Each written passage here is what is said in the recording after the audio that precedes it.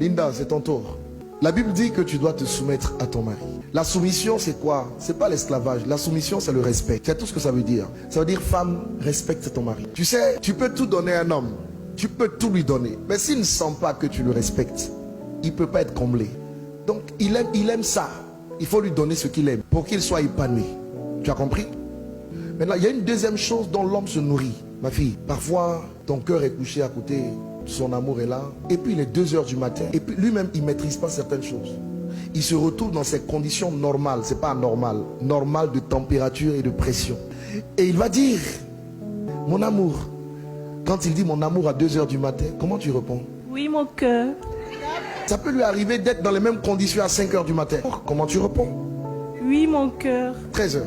Mon amour? Oui, mon cœur. Vous savez, quand les gens se marient, il faut leur dire ce qu'ils vont rencontrer dans le mariage. Il ne faut pas leur enseigner la foi. Ça n'a pas de sens, dans un certain sens. Même si la foi est nécessaire partout. Quand vous regardez les causes de divorce, c'est quoi généralement? Soit madame dit je ne veux pas aller avec monsieur. Bon, pour monsieur qui dit je ne veux pas aller avec madame, c'est rare. Madame dit je ne vais pas avec lui 1 an, 2 ans, 3 ans. Et vous avez la cause du sexe qui est la cause majeure. Une bonne femme dit oui à son mari. Et un bon mari peut comprendre que parfois sa femme est fatiguée. Donc l'homme, il se nourrit, lui, sur le plan psychologique, de ce qu'il voit.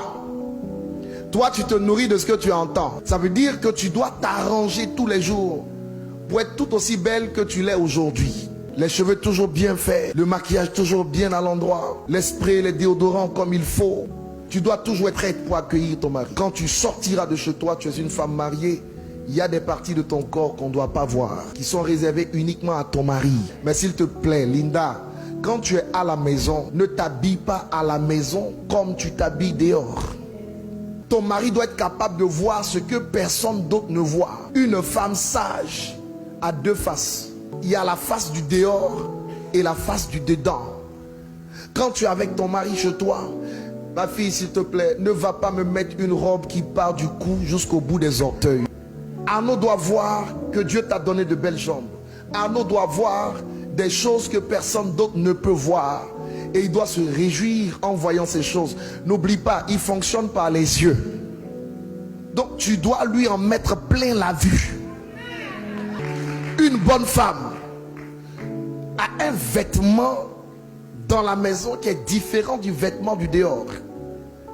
Elle a même une 3e dimension.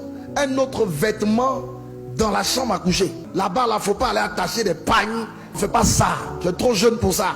Il y en a parfois qui vont dans l'intimité. Elles portent des joggings. Sur le jogging, elles vont mettre un jean. Sur le jean, elles vont attacher un pagne. Sur le pagne, elles vont attacher un kimono. Le pauvre monsieur, pour rendre visite à sa femme, il franchit des obstacles insurmontables. Il y a des vêtements adaptés. Et tu les connais. Les nuisettes et tout ce qui va avec. Tu vois, aujourd'hui tu es entré dans le mariage, c'est une victoire. Mais rester dans le mariage, c'est un autre championnat qui commence. Oui, il faut dire ça. Surtout quand elles sont chrétiennes, ils sont chrétiens. Quand tu t'es marié là, ce n'est pas fini. C'est une victoire que tu as acquise, mais il y a un autre combat dedans. Voilà, donc il faut agir de façon sage pour rester dans cette victoire.